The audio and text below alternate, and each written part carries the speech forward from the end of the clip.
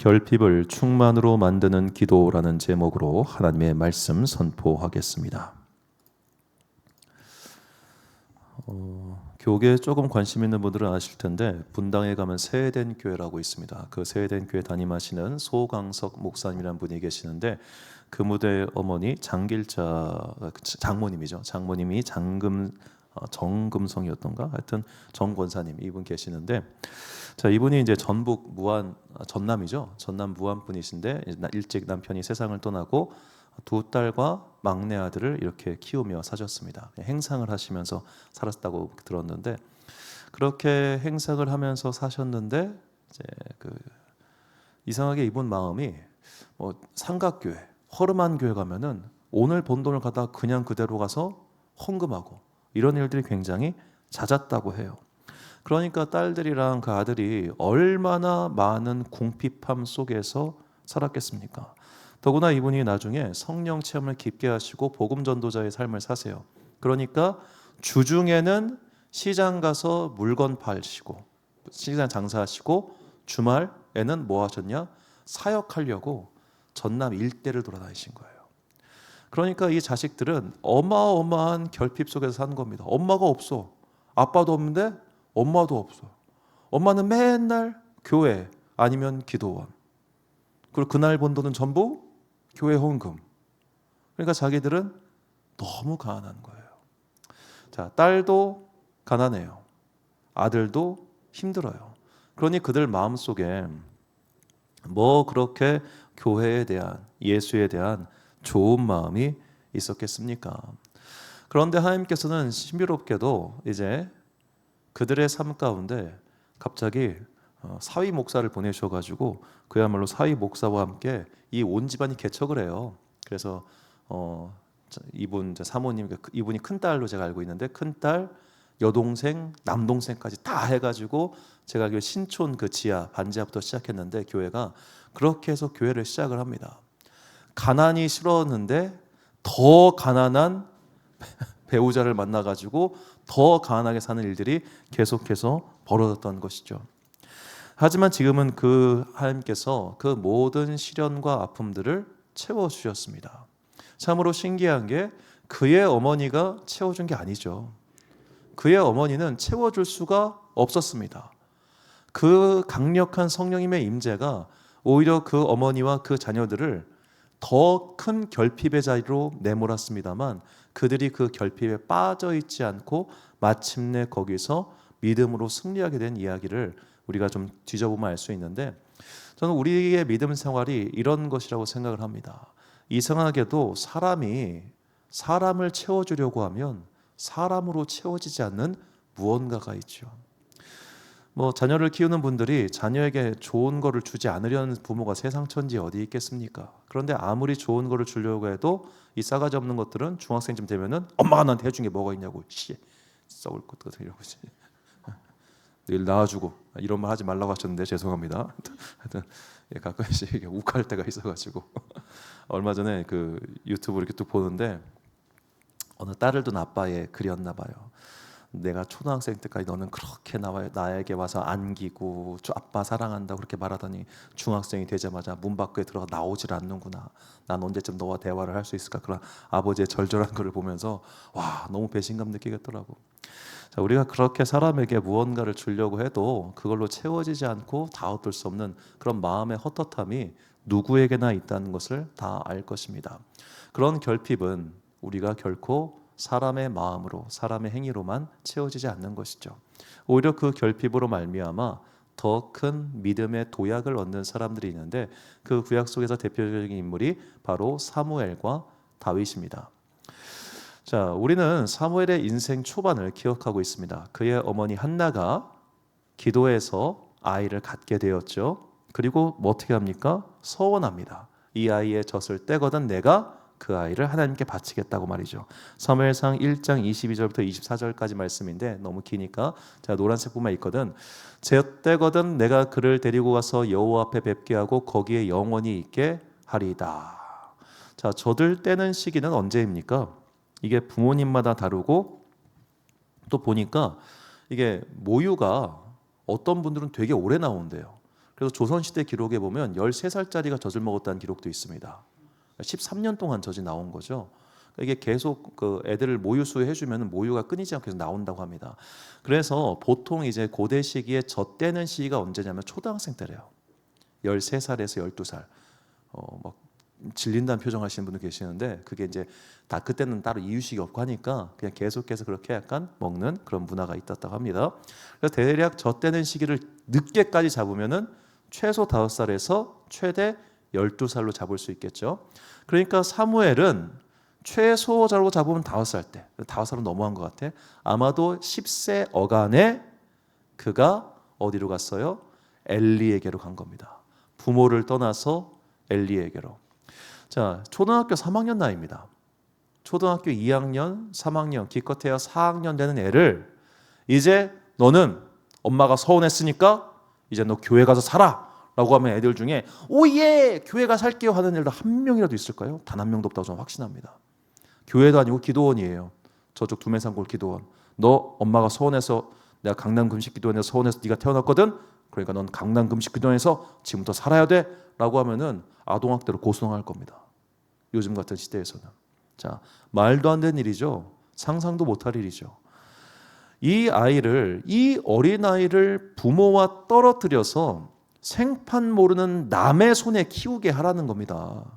아무리 하나님께 내가 바쳤다고 해도 그거 인권 탄압 아니에요? 그리고 그렇게 해서 남의 집 가가지고 더부살이하는 애가 과연 자신감을 가지고 자존감을 가지고 제대로 살 수 있겠냐고요. 우리는 매우 높은 확률로 이 어린 사무엘이 분명히 적응하지 못하는 기간, 외로운 기간, 슬픈 기간, 엄마는 왜 하는 원망하는 기간이 있었을 것이라고 능히 추측할 수 있습니다. 엄마의 신앙이 좋은 거지 나의 신앙이 좋은 게 아니잖아요. 그건 엄마의 결단이고 엄마의 헌신이 나랑 상의하는 거 아니잖아요. 엄마가 뭔데 내 인생을 왜 마음대로 결정해요. 억울하고 분할 수 있겠죠. 더군다나 이 어린 사무엘이 맡겨진 환경은 그에게 결코 우호적이거나 그의 교육에 좋은 환경이 아니었습니다. 자, 사무엘상 2장 11절과 17절 말씀을 보면 그 아이는 제사장 엘리 앞에서 여호와를 섬기니라. 자, 제사장 엘리죠. 그리고 17절에 이 소년들은 제사장 엘리의 두 아들 홈니와 비느하스입니다. 이 소년들의 죄가 여호와 앞에 심히 크면 그들이 여호와의 제사를 멸시함이었더라. 자, 여기서 그 아이라고 번역하는 히브리어 그리고 이 소년들이라고 번역한 히브리어는 같은 단어입니다. 둘 다 히브리어 나아르인데 이 나아르는 조금 넓게 잡으면 20세 이하의 미성년을 다 나아르라고 불러요. 그러니까 이걸 정확하게 몇 살이다로 특정하기는 어렵습니다만 헬라어 구약 성경을 보면 이것을 파이다리온이라고 번역했는데 이것은 교육과 지도가 필요한 16세 이하의 소년들을 가리키는 말입니다. 청소년기죠. 그러니까 엘리의 두 아들인 홈니와 비느하스와 그리고 한나의 아들 사무엘은 나이대가 비슷한 거예요. 물론 매우 높은 확률로 홈니와 비느하스가 좀 더 나이가 많았겠지만 그래도 같은 세대로 묶을 수 있는 나이대였다는 겁니다. 자, 그렇다면 우리가 동일 집단에게 영향을 받잖아요. 그러면 딱 그가 놓여진 환경은 가장 영향을 받기 쉬운 사람이 홈니와 비느하스입니다. 그러니까 어린 사무엘은 집을 떠나서 좋은 환경에 처해 있는 게 아니라 집을 떠났기 때문에 오히려 나쁜 것에 물들 수 있는 환경에 노출됐다는 거예요. 그리고 우리가 알다시피 그 엘리가 어떤 사람이었습니까? 그는 무기력함의 대명사입니다. 무기력한 사람이었습니다. 무언가를 하기 위해 적극적으로 움직인 사람이 아니었죠. 그렇기 때문에 그가 나이가 많아 비대해져서 그런데 몸이 비대해졌다고 나오지 않습니까? 무기력함의 상징이죠. 그리고 무능력함의 상징이기도 합니다. 자, 어머니 한나는 자기 아들을 자기 헌신을 지키겠다는 이유로 이렇게 무책임한 공간 속에 툭하니 던져놓은 거예요. 사무엘이 정상적으로 큰 게 기적이지 않습니까? 그를 지도해 줄 사람은 무기력하고 그의 옆에 있는 사람, 그의 가장 큰 영향을 끼칠 수 있는 사람은 나쁜 사람들이라면 그는 10중 8구 매우 높은 확률로 나쁜 길에 빠져야 했습니다. 그런데 그는 거기에 빠지지 않았습니다. 그런 일이 어떻게 가능했던가? 사무엘상 2장 21절과 26절 말씀을 보면요. 아이 사무엘은 여호와 앞에서 자라니라. 아이 사무엘이 점점 자라매라고 나와 있죠. 이 아이도 아까 우리가 봤던 나아라 똑같은 단어입니다. 자, 지금 홈리와 비느하스는 온갖 사고를 다치고 있습니다. 그리고 그의 아버지 엘리가 경고까지 했지만 듣지 않습니다. 왜? 하나님께서 그들을 죽이기로 작정하셨기 때문에. 하나님께서 청소년 나이밖에 되지 않는 아이들을 죽이겠다고 결정하십니다. 싹수가 노래도 너무 노란 애들이라서 그게 결정이 됐어요. 그런데 그 나이 그 동시대에 사무엘은 여호와 앞에서 자랐습니다. 우리말로는 번역이 안 되어 있는데 이 26절 말씀을 히브리어 원문을 보면 그냥 자라다가 아니라 걷다라는 단어가 나와요. 사무엘이 자라면서 걸었어요. 어디를 향해서? 하나님을 향해서. 저들이 자기 주변의 환경이 더럽건 추하건 악하건 무기력하건 그런 것과 관계없이 그는 어떻게 됐냐? 하나님을 바라보고 걸었던 거예요. 그런 악함에 물들지 않았던 겁니다. 그것은 역시 그의 어머니가 매우 맹목적일 만큼 하나님만 바라보는 사람이었기 때문이죠. 자, 이 어머니 한나는 놀라울 만큼 어린아이 사무엘을 방치합니다. 그리고 그 아이의 욕구를 채워주기 위한 어떠한 노력도 하지 않습니다. 자, 사무엘상 2장 18절과 19절 말씀을 보면요. 사무엘은 어렸을 때 세마포 에봇을 입고 여호와 앞에 섬겼더라. 그의 어머니가 매년 드릴 제사를 드리러 그의 남편과 함께 올라갈 때마다 작은 겉옷을 지어다가 그에게 주었더니, 자, 세마포 에봇이라고 하는 것은 제사장의 복식입니다. 이제 사무엘은 그냥 성전에서 일하는 사람이 아니라 제사장으로서의 훈련을 받고 제사장이 옷을 입고 일을 했다는 거예요. 그런데 그의 어머니가 매년 갈 때마다 작은 겉옷을 지었다고 말합니다. 이 겉옷이 뭐냐면 에봇 안에 있는 저 파란색 옷 보이시죠? 저기 앞에 있는 게 흉금 판매해가지고 저게 제사장의 복식이고 그 안에 있는 파란 옷, 이거를 매해 지어다가 엄마가 갖다 준 거예요. 우리로 치면 이런 겁니다. 비유하자면 어느 엄마가 딸을 키우는데 나는 우리 딸이 교회 반주자가 됐으면 좋겠어. 엄마의 소원은 네가 교회 반주 너무 잘하는 거 해가지고 어렸을 때부터 피아노 학원 다니고 반주를 시켰어요. 그리고 생일 때마다 CCM 악보를 사주는 거예요. 생일 때 너는 교회 반주자가 돼야 돼. 훌륭한 반주자 돼야 되니까 생일 때마다 CCM 악보, 생일 때마다 CCM 앨범, 생일 때마다 CCM 가수 콘서트 티켓. 그럼 걔가 머릿속에 뭐가 박히겠어요? 지긋지긋하다 하지 않겠어요? 내가 반주 하나 봐라, 다시는 안 한다 이러지 않겠어요? 한나가지 애를 이렇게 키우고 있는 거예요. 1년에 한 번 보는 거잖아요. 그러면 그 아이를 위한 거 줄 수 있지 않습니까? 그 아이가 원하는 거 줄 수 있지 않아요?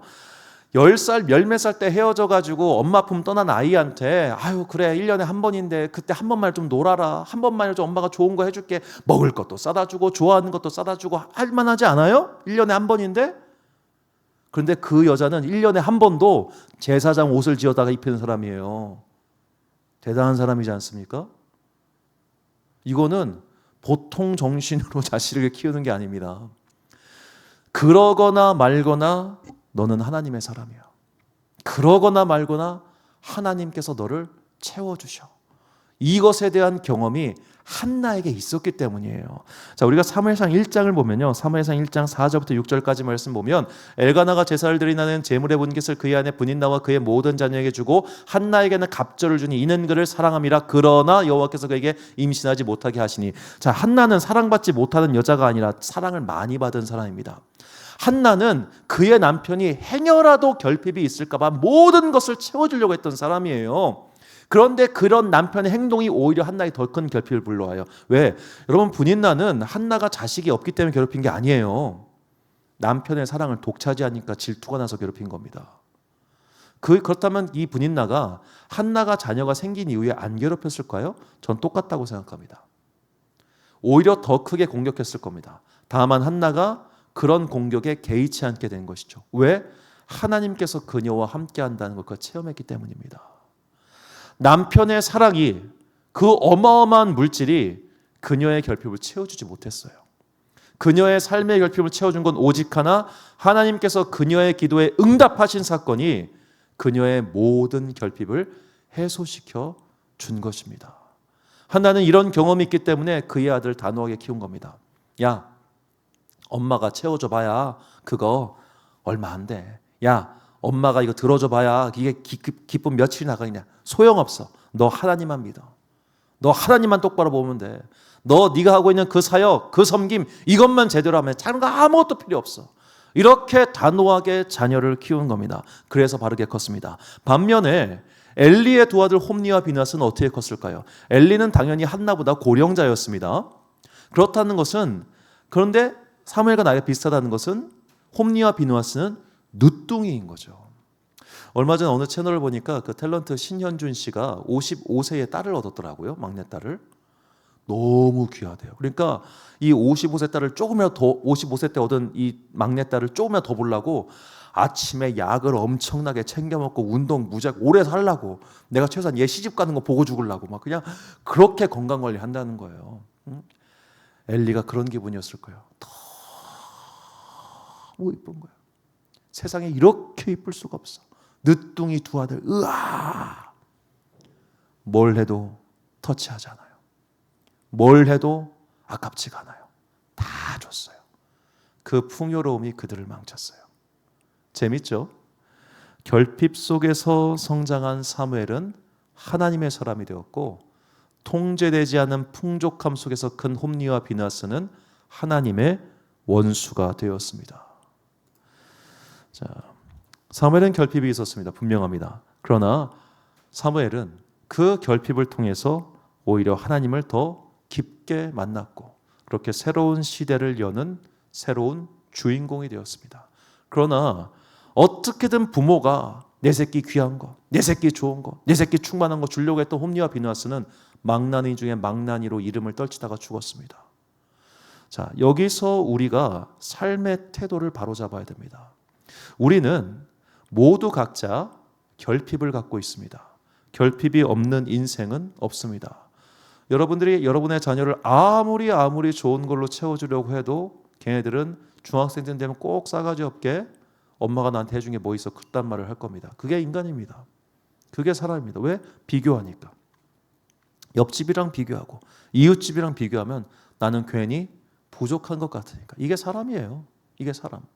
저희가 지금까지 뭐 적지 않은 사람을 만났지만 나는 그야말로 완벽한 가정에서 모든 것이 풍족해서 완벽합니다라고 고백한 사람은 한 명도 보지 못했습니다. 다 조금씩 이것도 부족했고요, 저것도 어렵고요, 다 그런 게 있어요. 내가 볼 때는 야, 서울에 거기 살면서 무슨 부족한 게 있다고 세상에 하지만 걔네들도 뭐가 있더라고.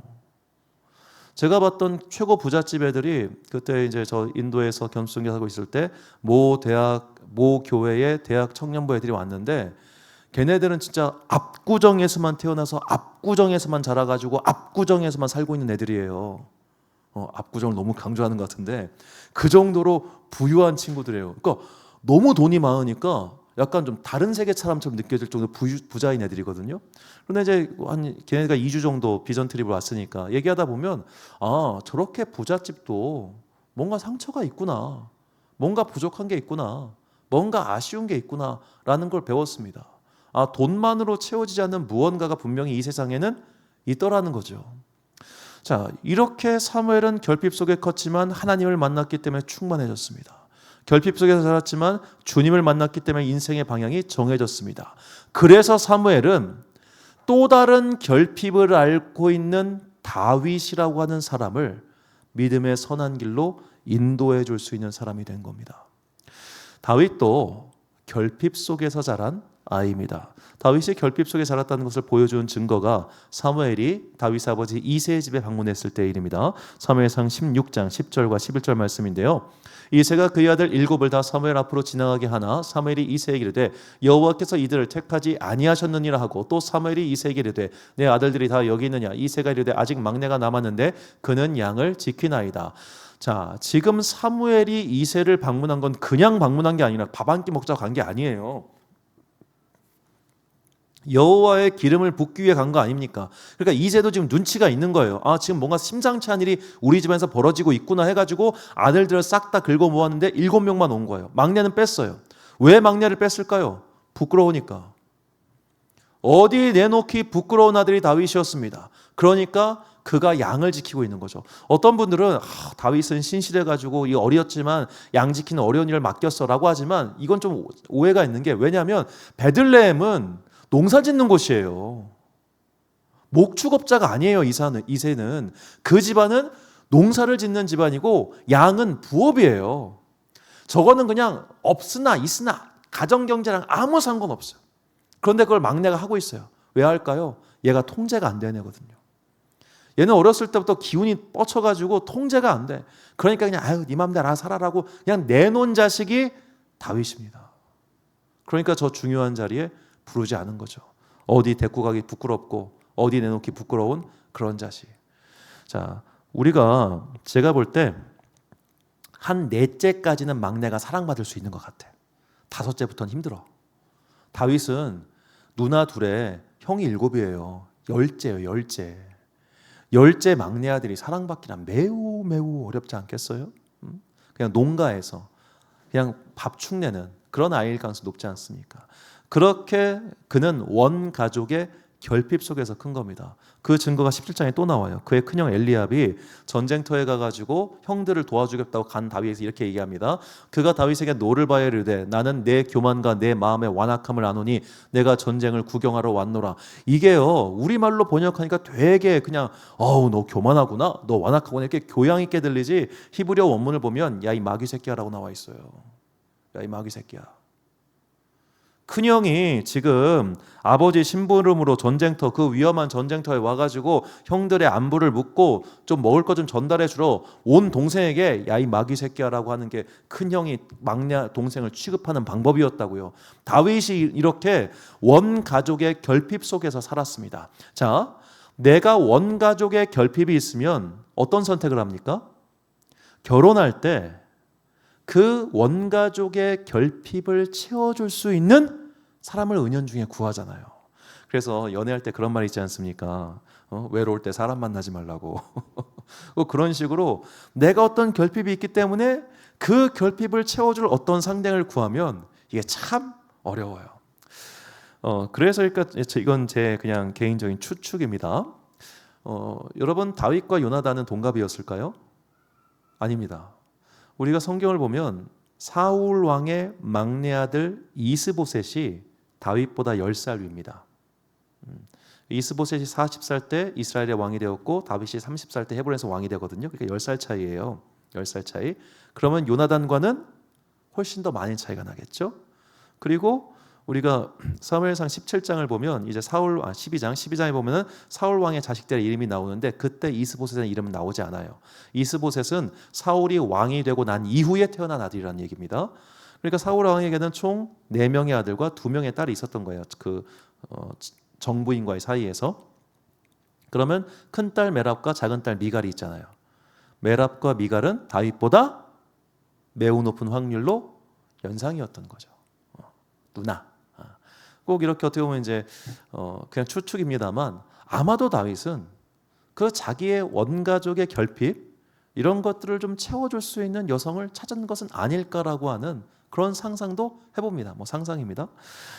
여하튼간에 다윗은 그 원가족으로부터 받지 못한 사랑, 원가족으로부터 충족되지 못한 것들을 그 결핍을 왜 배우자의 가정에서 찾으려고 마음이 왜 없었겠어요? 당연히 있죠. 나의 친부에게서 사랑받지 못한 나의 친부에게서 어쩌면 학대받은 딸들이 남편에게서 뭔가 충만한 걸 얻으려고 하는 마음이 당연히 있지 않습니까? 그거 당연한 겁니다. 그런 당연한 마음이 있는데 오늘 본문에 보니까 그의 결혼한 가정도 그를 배신하고 죽이려고 하죠. 자, 본문 10절과 11절 말씀을 보면 사울이 단창으로 다윗을 벽에 박으러 하였으나 사울의 전령들이 다윗을 집에 보내어 그를 지키다가 아침에 그를 죽이게 하려 한지라. 자, 그의 원가족도 그를 사랑하지 아니었고 그가 결혼한 그의 장인어른 댁도 그를 죽이려고 합니다. 처가 식구들이 원수가 된 셈이죠. 자, 다윗을 둘러싼 적어도 20대까지 다윗을 둘러싼 다윗 주변의 사람들은 그에게 어떤 것도 채워주지 않았습니다. 다윗은 그런 결핍 속에서 10대와 20대를 보낸 사람이에요. 아무도 날 사랑해주지 않아. 날 죽이려고만 해.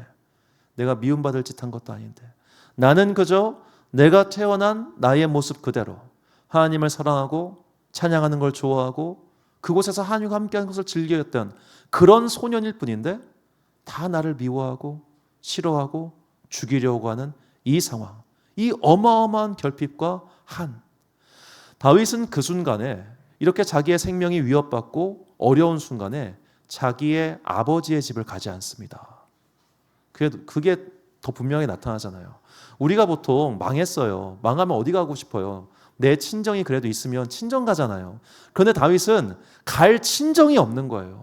갈 집이 없는 거예요. 그래서 간 곳이 나와 비슷한 결핍이 있는 사람, 그러나 충전된 사람 사무엘에게로 간 겁니다. 본문 18절 말씀 보니까 다윗이 도피하여 라마로 가서 사무엘에게로 나아가서 사울이 자기에게 행한 일을 다 전하였고 다윗과 사무엘이 나요스로 가서 뭐 했더라? 살았더라. 자, 이 살았다라고 하는 히브리어는 이제 주저앉다라는 뜻도 되는데 그가 그렇게 푹 주저앉아서 다 사무엘과 함께 산 겁니다. 그가 함께 살면서 뭐 했겠어요? 사무엘을 통하여 성령의 충만한 임재를 다윗이 경험했습니다. 왜냐하면 그 증거가 뭐냐면 이후 나요스로 다윗을 붙잡으려고 사울 왕이 사람을 보냈는데 그 전령들도 거기서 성령 충만에 돌아오지 않습니까? 3번이나. 그러니까 다윗과 사무엘이 거기 앉아가지고 하하호 하면서 가족놀이하면서 사는 게 아니라 다윗의 그 결핍을 사무엘을 통해서 성령님께서 채워주었다는 겁니다. 그 모든 인생의 상처와 아픔과 고통과 절망을, 낙심을, 부모가 채우지 못한 사랑을, 배우자가 채우지 못한 사랑을, 그 어떤 세상의 사람들도 채워줄 수 없었던 그 마음의 빈자리를 성령님께서 채워주셨다는 거예요. 그래서 사무엘상 20장부터 다윗이 갈 길을 정하는 겁니다. 요나단에게 말을 하죠. 내가 이제 네가 신호하면은 나 이제 따로 나갈게. 나가는 거예요. 이게 그냥 살기 위해 별 생각 없이 결단했나 보다 라고 할 수 있지만 이건 굉장히 중요한 결단입니다. 자, 여러분 혹시 태조 왕건이라는 드라마를 기억하십니까? 뭐 본 사람도 있고 안 보신 분들 계실 텐데 이 태조 왕건을 보면 되게 재밌는 장면이 제가 아주 좋아해가지고 이걸 재밌는 장면이 기억이 나는데 이 이제 저게 지금 궁예잖아요. 이 궁예가 후고구려를 세운 아주 강력한 왕이었는데 이 사람이 말년 내가 미륵이다 해가지고 관심법에다 약간 미친 짓을 이렇게 하지 않습니까? 그때 이 주변 신하들이 이 떠오르는 이 개성 출신의 장군이었던 왕건을 견제하려고 쟤를 죽여야 된다고 해서 어떻게 함정을 팝니다. 그리고 왕건이 오니까 이제 저를 딱 죽이려고 하는데 그때 궁예가 내가 관심법으로 보았어. 동생은 반역을 꾀했어 라고 하니까 그때 왕건이 예 형님 제가 반역을 꾀했습니다 합니다. 그러니까 궁예가 죽입니까? 아니죠. 허허허, 죄인이 죄를 자복했으니 살려줘야겠어. 그래버리죠. 이게 뭐냐면 이게 왕건의 너무 죄송합니다. 나중에 쇼츠를 찾아보세요. 훨씬 재밌으니까. 이게 뭐냐면 왕건의 지혜인 거예요. 그는 반쯤 미쳐 있잖아요. 그러니까 내가 형님 말씀에 순복합니다. 이거는 당신이 미륵입니다. 당신 나의 속년을 다 아시는 분입니다. 죄송합니다. 이름으로써 그의 권위를 살려주니까 허허허 웃으면서 살려준 거예요. 이게 주류에 합세하는 방법입니다. 다윗도 얼마든지 사울 왕이 자기를 죽이려 하는데 장인어른 무슨 말씀이세요? 그러지 마요. 무슨 소리? 제가 죽을 줄 알렸어요. 죄송. 이러면 거기 들어가 살 수 있어요. 머리 숙이고 들어가면 살 수 있는 길이 열려요. 우리가 사울 왕을 되게 미치광이 왕처럼 생각하는 경향이 좀 큰데 사무엘 하까지 쭉 보면 사람들이 사울 왕의 통치를 그리워하는 장면이 나옵니다. 그는 백성들에게 꽤나 인기 있는 왕이었고 나름 솔선수범하는 왕이었어요. 그러니까 다윗은 왕궁을 짓지만 사울은 왕궁을 짓지 않아요. 솔선수범하는 왕이니까. 자, 그런 식으로 평가가 좋은 왕이었기 때문에 다윗 입장에서 얼마든지 지금 자기 편 아무도 없죠. 아무도 없는 상황에서 그 주류 앞에 머리 한번 숙이고 들어가면 쉬워져요. 모든 일이 쉬워져요. 그런데 그가 성령 충만하였기 때문에 더 이상 사람에게서 인정을 구하지 않고 더 이상 사람에게서 그런 것들을 채우고자 노력하지 않는 사람이 됐다는 겁니다. 이것이 오늘 우리의 기도의 제목이 되어야 합니다. 결핍이 없는 사람은 없습니다. 그렇기 때문에 우리는 그 결핍을 남에게서 구할 때가 너무 많습니다. 저 사람이 날 채워주겠지. 이 사람이 날 채워주겠지. 이 사건이, 이 직장이, 이 공동체가 내 결핍을 채워주겠지라고 들어갔다가 거기서 여기도 아니구만 해가지고 혼자 상처받아. 그리고 나가 떨어져 버려요. 그리고 그런 사람들일수록 더군다나 자기가 누군가를 채워줘야 할 때 집착적으로 채워줘요. 내 자식, 내 손녀, 내 손주에게는 그 어떤 것들도 부족하지 않게 채워줄게라고 막 해요. 걔네들 홈리와 비너스 된다. 진짜예요. 여러분, 어차피 우리가 다 채워줄 수 없습니다. 절대로. 그렇다면 이제 우리의 기도의 방향이 달라져야 되지 않겠습니까? 하나님, 부모인 내가 다 채워줄 수 없으니 주님께서 저 영혼을 주관하여 주옵소서. 하나님, 내 손녀, 내 손자의 인생을 내가 어찌 다 할 수 있겠습니까? 주님께서 채워주시고 인도하여 주옵소서. 우리가 항상 겸손하게 하나님께 그렇게 인도함을 구해야 되는 거예요. 나의 결핍도 마찬가지예요. 하나님, 내 인생에 결핍이 있습니다. 내 인생에 균열이 있습니다. 내 인생에 깨진 그릇이 있습니다. 그거 자꾸만 다른 걸로 채우지 않게 하시고 하나님의 영으로, 성령으로 채우게 달라고 우리는 항상 기도해야 됩니다. 우리가 돈을 구한 이유가 뭐겠습니까? 이 마음에 비어있는 자리를 채우려고 하는 거 아니에요? 그래서 잠언 기자가 이렇게 말을 해요. 잠언 23장 4절과 5절 말씀 보니까 부자 되기에 힘쓰지 말고 내 사사로운 지혜를 버릴지어다. 내가 어찌 허무한 것에 주목하겠느냐. 정령이 재물은 스스로 날개를 내어 하늘을 난 독수리처럼 날아가리라. 자, 이 말씀은 단순하게 재물은 허무한 것이다, 그것만을 말하는 것이 아니라 우리가 이 세상에서 평안과 안녕을 구하면서 그것만 따라가는 모든 행위들이 다 허망하다는 거예요. 허무한 결과를 낳는다는 것입니다. 그러므로 우리가 그런 허무한 결과를 맺지 않기 위해서는 우리의 시선이 사람이 아니라 하나님께 향하는 것을 먼저 배워야 합니다. 에베소서 6장 6절과 7절 말씀 보니까 눈가림만 하여 사람을 기쁘게 하는 자처럼 하지 말고 그리스도의 종들처럼 마음으로 하나님의 뜻을 행하고 기쁜 마음으로 섬기기를 주께 하듯 하고 사람들에게 하듯 하지 말라. 아멘. 사람을 기쁘게 하여 사람에게 인정받고자 우리가 신앙생활하는 것 아니지 않습니까? 우리의 신앙생활의 목적은 오직 하나, 하나님께서 주시는 성령의 기쁨을 구하는 겁니다. 하나님께 주시는 하늘의 은혜를 구하는 겁니다. 이것이 우리의 믿음이고 이것이 우리의 간증이고 이것이 우리의 목표가 되어야 합니다. 다른 것들이 들어가는 순간 우리는 홈리와 비느하스 꼴락이 너무 쉽습니다. 엘리가 자기의 모든 것을 자식에게 주고 싶었을 거 아니에요. 그런데 그의 손자 때에 그의 집안이 망합니다. 그의 집안 전체가. 오늘 우리의 삶 가운데 정말 나의 기도의 방향, 믿음의 목표가 사람이냐 하나님이냐 이거 봐야 됩니다. 오늘 내가 내 인생의 결핍 때문에 기도를 시작할 수 있습니다. 이건 당연한 겁니다. 이건 좋은 겁니다. 자기의 결핍을 인정한 거니까요. 그런데 그 결핍의 체험의 방향을 주님, 저 사람이 날 사랑해줘서, 저 사람이 나에게 관심을 가져줘서, 세상의 것들로 나에게 채워줘서 이게 메꿔지게 해주세요라고 기도하고 있다면 이제는 그 기도의 방향을 완전히 바꾸시기 바랍니다. 내가 남도 채워줄 수 없고요, 남이 나를 채워줄 수도 없습니다. 다윗은 이것을 깨달았습니다. 그래서 다윗의 시편 16편 1절을 보면 그가 어떻게 하나님으로만 체험받게 되었는가 그 과정을 우리에게 보여주고 있어요. 시편 16편 1절을 보면 다윗의 믹담이라는 제목으로 시작합니다. 믹담. 그리고 1절이 하나님이여 나를 지켜주소서 내가 주께 피하나이다 라고 되어 있죠. 그런데 히브리어 원문을 보면 저 다윗의 믹담까지 포함해서 1절이에요. 1절. 이 믹담이라고 하는 것이 정확히 무슨 뜻인지는 모릅니다.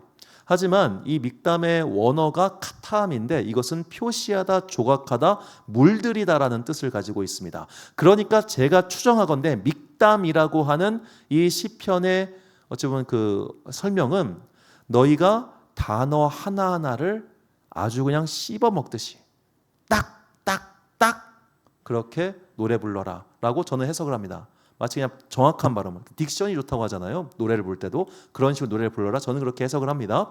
자, 그런 해석 속에서 1절을 보면 하나님이여 나를 지켜주소서라고 하죠. 그런데 주소서는 우리말에서는 청유형, 부탁하는 거잖아요. 원문을 보면 저게 청유형이 아니에요. 뭐냐면 명령형이에요. 다윗은 하나님께 명령해요. 하나님, 나를 지켜요. 나를 지켜주세요가 아니에요. 나를 지켜요. 그리고 저기 내가 앞에 빠져있는 말이 있습니다. 왜냐하면이라는 단어가 빠져 있습니다. 원문에 들어있거든요. 왜냐하면 내가 주께 피했기 때문입니다. 내가 지금 주께 피했습니다. 사람에게 피하지 않고 사람에게 의지하지 않고 사람을 바라지 않고 지금 주님 앞에 나왔잖아요. 그러니까 나를 지켜요.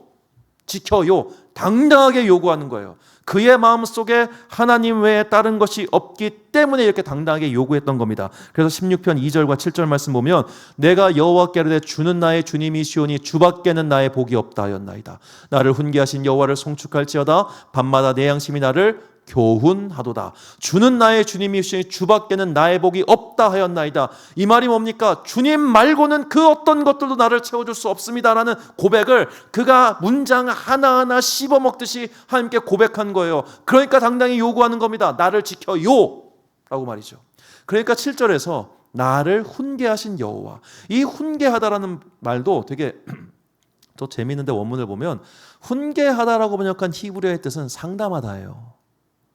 그러니까 여호와 하나님은 나를 훈계하시는데 혼내시는 듯 훈계하는 게 아니에요. 상담하듯 부드러운 말로 나를 훈계하세요. 너 힘들었지? 그러지 마. 뚝 이렇게 부드럽게. 그런데 밤마다 내 양심이 나를 교훈하도다. 저 교훈은 뭐냐면 채찍질하다는 뜻입니다. 내 양심은 나에게 소리를 치는 거예요. 야 이 싸가지 없는 놈아. 네가 그러고도 하나님의 자녀냐? 너처럼 버르장머리가 없을 수가 있냐? 네 양심이 나를 찌르는 거예요.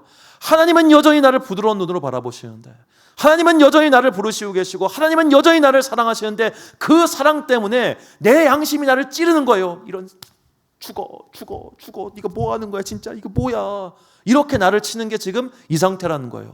하나하나 씹어먹고 마침내 주님을 만났던 다윗이 이렇게 하나님께 나를 드려 고백을 하는 겁니다. 오늘 우리의 기도가 이렇게 된다는 거예요. 주밖에는 나의 복이 없나이다. 주밖에는 나의 소망이 없나이다. 주밖에는 나의 소망이 없나이다. 이렇게 간절히 고백하고 주님만 바라보는 그 사람, 하나님께만 소망을 두는 그 사람을 통해서 하나님께서는 당신의 복과 은혜를 나타내 주십니다. 그러니까 흔들리지 않고, 그러니까 방황하지 않게 되는 것이죠. 오늘 우리가 이 은혜를 체험해야 됩니다. 오늘 우리가 이 은혜를 날마다 간구해야 됩니다. 그래야 사람 때문에 넘어지지 않고요, 그래야 사람 때문에 시험 들지 않습니다. 시편 16편 8절 보니까 내가 여호와를 항상 내 앞에 모시며 그가 나의 오른쪽에 계심으로 내가 흔들리지 아니하리로다. 흔들리지 아니하리로다. 여러분 자녀 때문에 실망한 일이 왜 없겠습니까?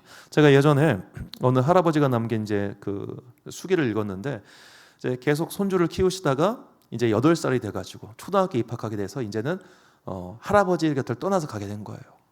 7년 동안 손주를 키우다가 얘가 떠나가니까 하늘이 무너지는 것 같더래요. 이 할아버지가 손주가 죽은 것도 아니에요. 그냥 옆집으로 간 거예요. 옆집으로 간 건데 그것도 너무 서러워가지고 샤워기를 부여잡고 울었대요. 나는 속으로 이런 푼수가 없다라는 생각이 들면서도 또 그럴 것 같기도 해. 그냥 빵 살 때부터 쪼물쪼물한 걸 7년 동안 키웠으니 막 눈앞에 아른거리는 거지, 눈앞에. 그러니까 그냥 이번 주 안 오냐 매주 전화하고 그러고. 그 손주는 할아버지를 그렇게 생각하지 않네. 못된 것일세. 자, 우리가 참 그렇죠. 여러분 보면 자식한테 섭섭할 때 있잖아요. 그렇죠? 여러분 자식이 다 컸는데 엄마 괜히 상처 줄 때가 왜 없어요? 말 한마디 푹 던져가지고 엄마한테 푹 상처 주고. 세상에 그런 일 왜 없어요? 사람이 다 그래요. 우리가 사람에게 인정받고 사람에게 체험받으려고 하면 반드시 그것이 마음속에 칼이 되어 돌아올 때가 너무 많습니다. 사랑을 주되 기대하지 마십시오. 사랑을 주되 기대하지 않는다. 그를 위해 기도를 하되 그거에 집착하지 마십시오. 우리의 모든 소망과 목표는 오직 하나님께만 있음을 기억하시고, 오늘도 내 인생의 결핍, 내 인생의 부족함, 내 인생의 눈물을 닦아주실 분은 오직 한 분, 여호와뿐이라고 하는 것을 항상 내 마음에 새기고 그것을 위해 평생 기도하는 여러분과 제가 되시기를 주님의 이름으로 축원합니다. 결단의 말씀 시편 16편 11절 말씀 우리가 찬 목소리로 봉독하겠습니다. 시작. 주께서 생명의 길을 내게 보이시리니 주의 앞에는 충만한 기쁨이 있고 주의 오른쪽에는 영원한 즐거움이 있나이다. 아멘. 사랑하는 지혜빛 광성교회 성도 여러분, 그리고 이 금요일 저녁 함께 기도하고 계신 귀한 주님의 자녀 여러분, 오직 주님만이 우리의 인생의 복이며 우리의 인생의 소망이며 우리의 인생의 희망이며 우리의 인생을 완전하게 만들어주신 분입니다. 아직도 나의 마음이 이 세상의 것들과 사람에게 향해 있다면 이제 그 허망한 마음들을 모두 십자가에 못 박아달라고 기도하십시오. 내가 사랑해야 될 사람이 있다면 사랑하면 됩니다. 그것을 자꾸만 체험받으려고 하면 힘들어질 겁니다. 이미 믿음의 사람들이 갔던 그 지혜로운 길이 우리 눈앞에 있으니 항상 하나님을 의지하고 주님께 충전받음으로 말미암아 인생의 모든 것들에서 흔들리지 않고 믿음의 길, 생명의 길, 구원의 길 끝까지 걸어가는 여러분과 제가 되시기를 주님의 이름으로 축원합니다. 우리 함께 찬양 주가 보이신 생명의 길 이 찬양 올려드리시는